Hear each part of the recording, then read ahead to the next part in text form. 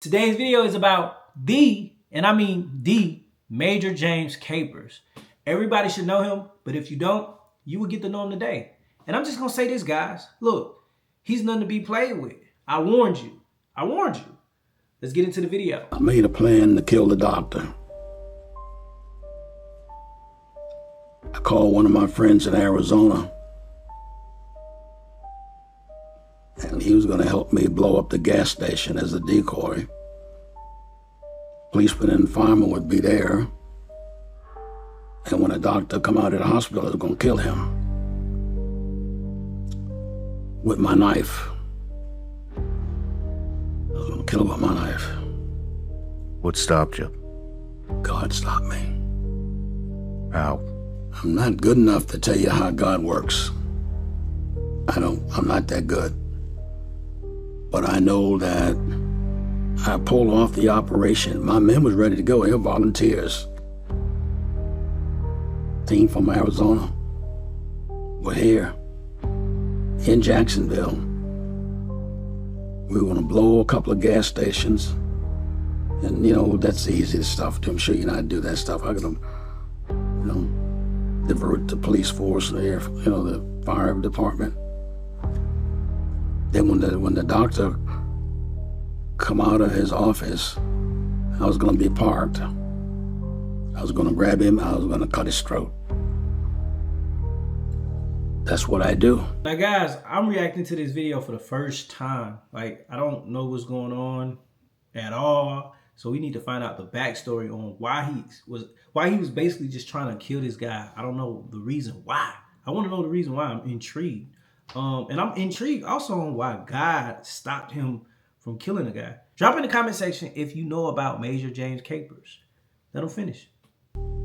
But I'll probably mention that kind of stuff too much in your interview, but God stepped in and I came home. They let my son die.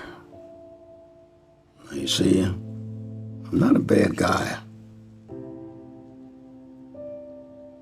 But I was angry. My son is gone now. They had me in a little chapel there. The pastor come in. My wife was sick and she wasn't there. I'm standing there, and I don't know what to do. On one way, I'm feeling one way. I'm angry. My child's lying there dead, and they're telling me they're sorry.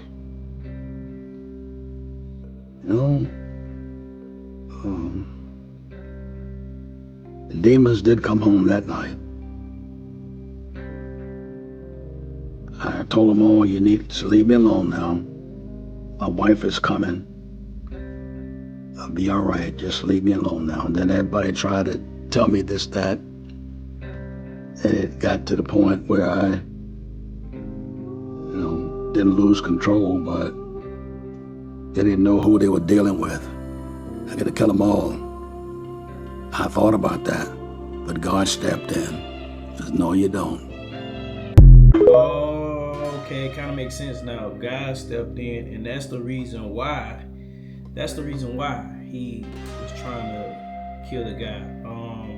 Well, he lost his son. My bad, guys. He lost his son, and that's the reason why he tried to kill the guy. Okay. Like I said, guys, he got a series, so we finna just go through the whole series. And like I said, he's nothing to be played with. You just heard him. He said he'll kill them all. So let's continue. How'd they try to kill your wife and your son? I have a long history. I had just come back from a year in Europe. And when I was in Hamburg, they tried to kill me. They missed. When they tried to kill my wife and my son, we had gotten a 3-year tour in Hawaii. So Dottie and I and Gary, we went to Hawaii, and a year goes by, we're doing she won first place in the hula contest. And we're having a great time. I'm enjoying it, and there are a lot of Hawaiian friends, and I was out of combat, because most people don't know what happened to me in Germany. But at any rate, and one day my general called me, and he said, "Captain, sit down." I was the captain then. I said, "Yes, sir." I figured, oh shit, I've done something wrong now. General's calling me in. He said, "I'm sending you home." I said, "Well, General, I just got here. We're enjoying this tour." He said, "Yeah, I know, but the plan is for," I didn't want to mention the name, to kill your wife and your son. We've confirmed it. And so to keep you out of harm's way, I'm sending you and your family home. Then you go home and you talk to your wife and you tell her that you no longer will be in Hawaii. Went home. Dottie's a trooper now. You gotta understand who Dottie is. You would have loved her because she was a real trooper. I said, "Sweetheart, something come up." She said, "Oh, why is it something always comes up when you want to tell me something I don't want to hear?" I said, "Well, sweetheart," I said, "I just saw the general, and he told me that we're in trouble, and they figured out that you and Gary are going to be shot on Saturday morning at 10 o'clock, and they were supposed to be there." Who was they? You don't need to know that. That's a long time ago. I'm mind blown of what's going on right now, y'all. Like, I'm trying to put the pieces together. Okay, he ended up losing his son. He tried to kill the guy in the very beginning, and now he's basically saying that before his son passed away, they was out to get him and his whole family, and they had to leave him. They had to leave to actually, I guess, get away from these people or whatnot. Guys, if you know about Major James Capers, drop in the comment section below of what's going on in this story right now. Like I said, this is my very first time reacting to Major James Capers. Heard a little bit about him, but I don't know a lot about him. Let's get back into the video though. First African American to join the Marine Corps Special Operations Force Recon. That's what they tell me. That's what they tell you? That's what they tell me. I joined up, and to join Force Recon at that time, you had to be almost a Superman. These guys. So did you know what Force Recon was when you'd signed up for it? I'd heard about it. How'd you hear about it? Guys had told me about, and it had a newspaper there. I think it was the Scout newspaper in California, and it had an article on them. And guys jumping out of airplanes and swimming and diving. And I thought, this is pretty cool. I'd been in the grunts for 3 years. So I went down and took the test. They kicked the hell out of me. I mean, these guys were nuts. Damn. You think SEAL training got to be pretty good. You know, we didn't have a whole lot of these guys. And I passed, of course. Well, actually, I didn't pass. They said I didn't pass. They said, "Well, come back on Monday." This was Friday, I took the test. Said, "You didn't make it. Come back on Monday and take it again." Okay. Showed up on Monday, took it again. You know, they said, put him in, you know, they took me in to see the first sergeant. Then I had to go see the captain. And the captain was in his office, and he had a hand grenade on his windowsill. I saw it. I'd seen hand grenades before. And he said something dumb like, "What would you do with this hand grenade?" I said, "I'd throw it out the window." With the window, I was sitting, the window was open. And this guy jumped up, grabbed the hand grenade and pulled the pin. It was a joke. They wanted to see if I was going to run. Something told me he was going to do that. I kind of, in my mind, I was like, he's going to do that. Like, but who plays like that? That's crazy to even think like, okay, I'm going to pull this just to get your reaction to see how you're going to react to it. That's crazy. And it seemed like with this story, well, with his story, it seemed like it was a lot of racist tendencies going on. for one, he's the first black African American to actually be in the Marines Force Recon. Hey, so it seemed like they was putting him through hell, and he was just continuing to prevail every time, prevailing. Maybe that's the reason why. Maybe it was the reason why the people that was trying to kill him maybe it was a race thing. Who knows? I'm not sure. But like I said, it's a series. So we trying to figure all this. We're gonna piece everything together.